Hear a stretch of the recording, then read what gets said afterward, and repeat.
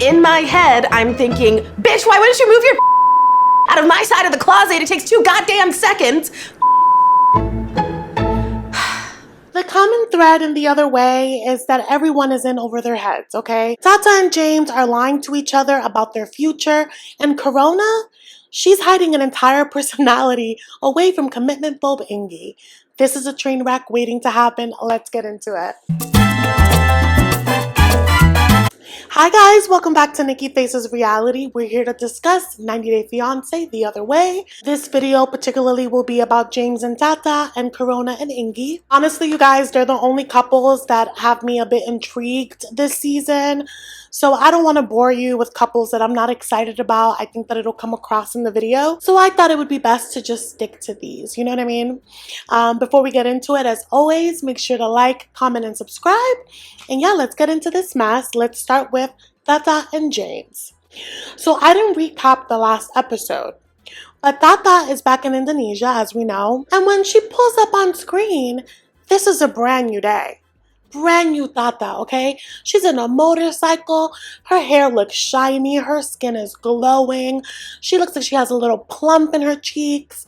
And I'm like, where is our sickly homegirl that needed to go to Indonesia? She's been there for 5 weeks and she's raving about being home, and of course that's expected. She hasn't been back for some time, but she says that her whole medical scare was just tonsil and thyroid issues. Now, when they presented this couple, they said that they couldn't get answers in America. There's so many endocrinologists here that could have helped her with the thyroid issue. Speaking as someone that deals with thyroid things, I don't think you needed to go to Indonesia for that. So I'm already giving her a little bit of a side eye. I will say that I am sure it is difficult to advocate for yourself in a country that you're not comfortable with, in a language that you may be limited in. Totally understand that. However, what is her husband there for?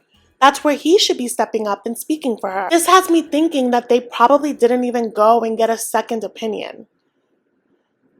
So there's that. But she says that her doctor told her to get on some herbal medicine, and that's made a huge improvement in her health.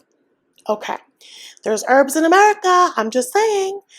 Call it what it is. You wanted to go home, and that's okay. Just be honest. It seems to be that her and her spouse have a hard time being honest, because we find out that her family also has no idea that she intended to move there. When we see her with her sister, she drops the news that, yeah, I'm not here visiting actually. I'm gonna live here and James is gonna join me. And her sister's like, why would you do that? He doesn't know the language. He's not gonna make money here. Why are you going to be a burden in our parents' house? So hearing that from her sister only confirms that this isn't promising, and it also has me thinking that this was definitely masterminded by Tata. All because she was homesick, and instead of just being upfront that she just wanted to go home, she created this elaborate story on why she had to go back, and now they're going to be there without money, without resources of her own. I don't think she really thought this through. She didn't think about the logistics and how this would affect everyone involved, mainly James. Because James now has a strained relationship with his family. Granted, that is mainly his fault because he should have communicated with them. But, you know, we can see that he's only doing this for her.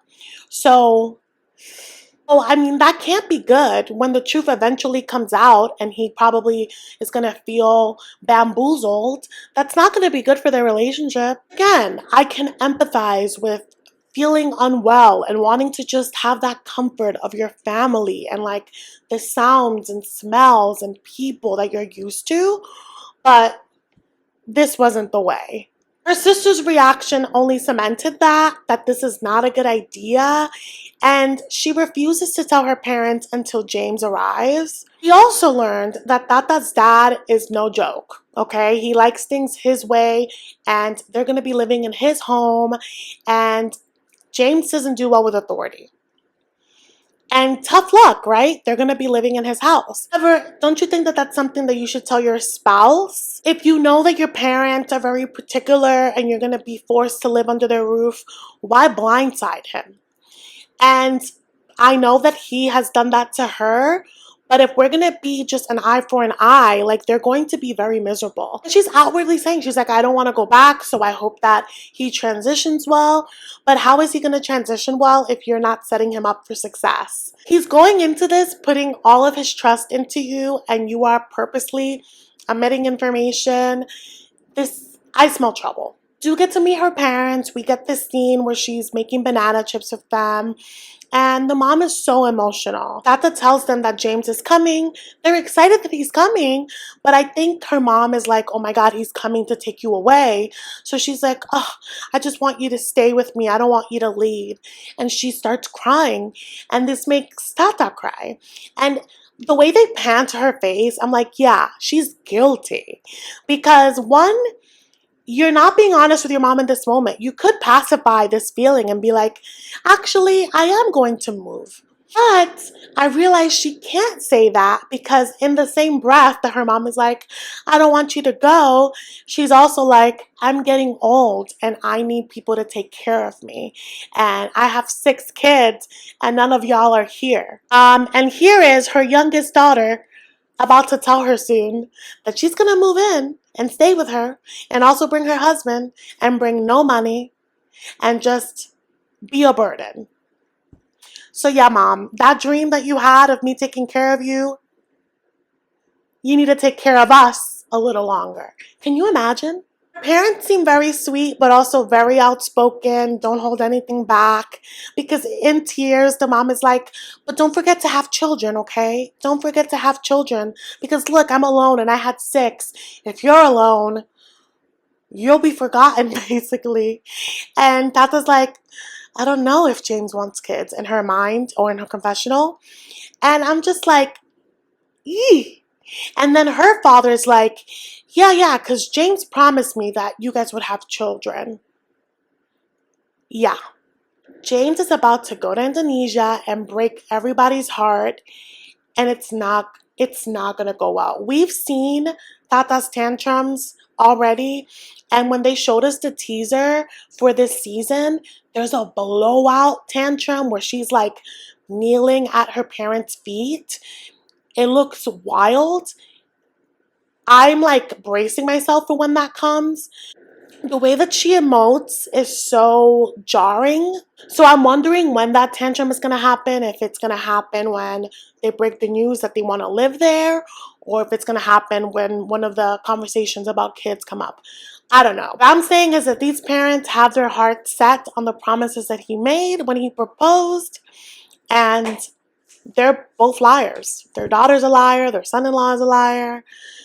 Eesh. And the day finally gets here for James to arrive to Indonesia. Tata gets a ride from one of her sisters, and she tells us that her siblings know that James and her are planning to move there.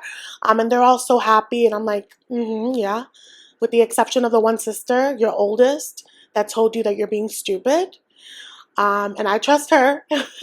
But yeah, they're apparently all excited and supportive of the decision, but she still has kept her parents in the dark. She doesn't want to do that without James. James had like the longest voyage to get to Indonesia.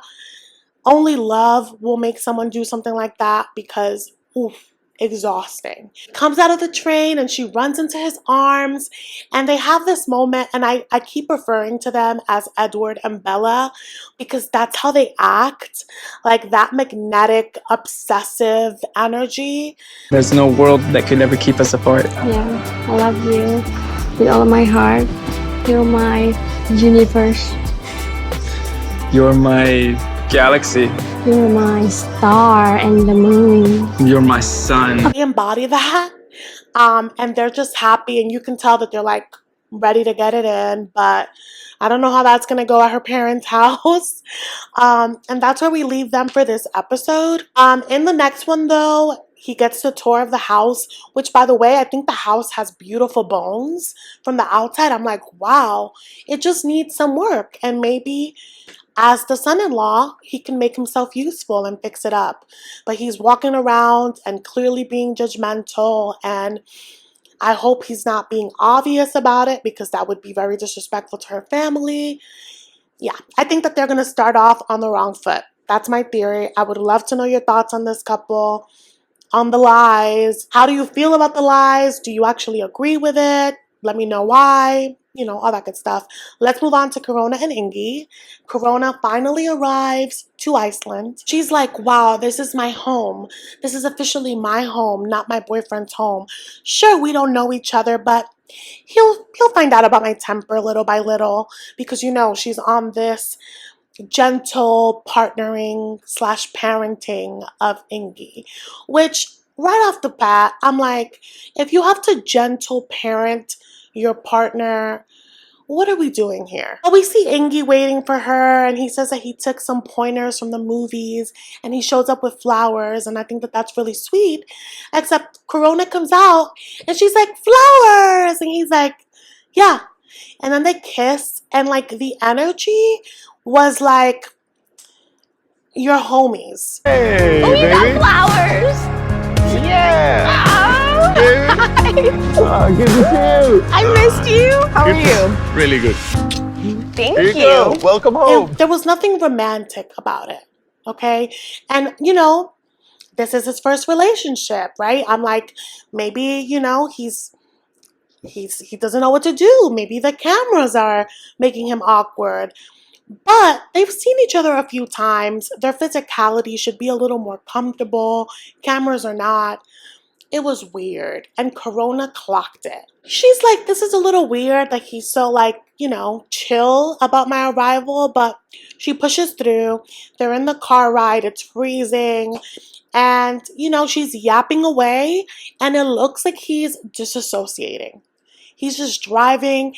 And when I saw that, I was like, he's probably, like, in this moment, it probably hit him that he's going to have a live-in girlfriend.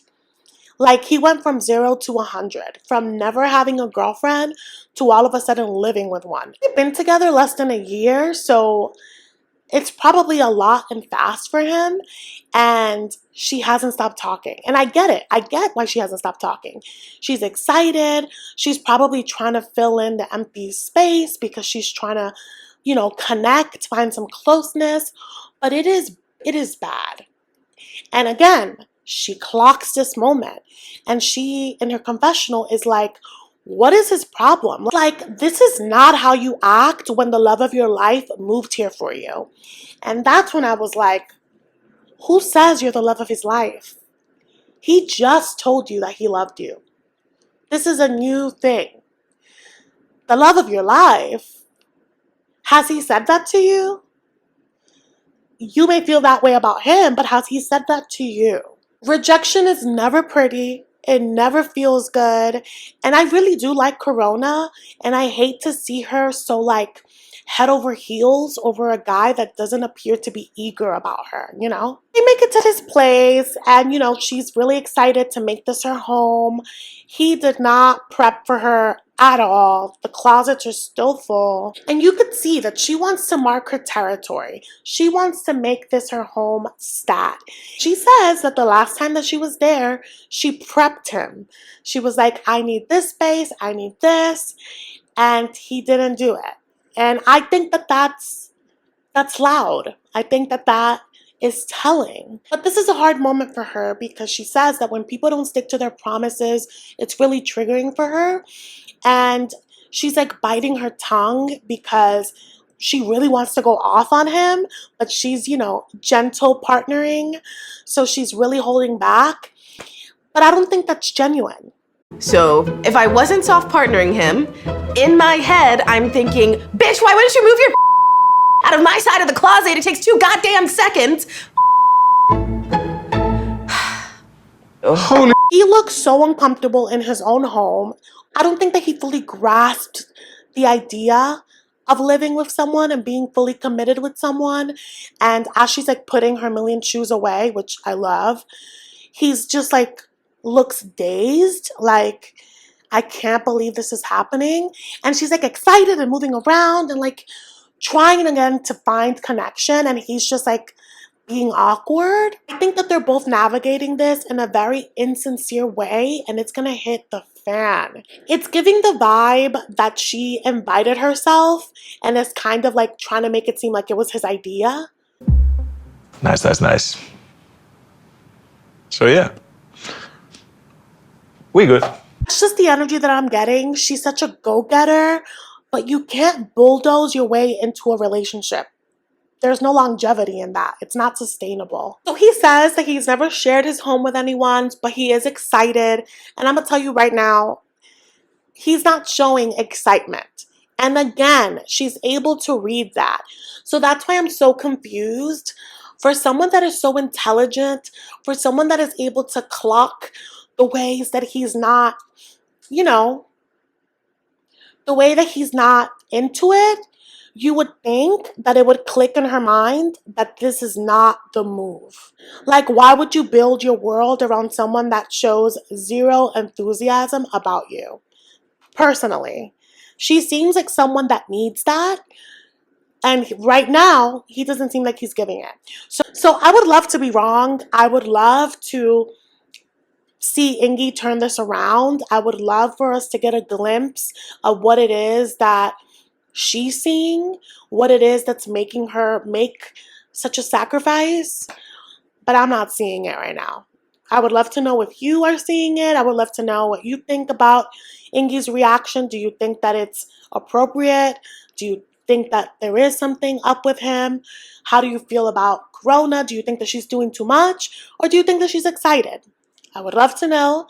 Thank you guys so much for watching, and I will see you in the next one.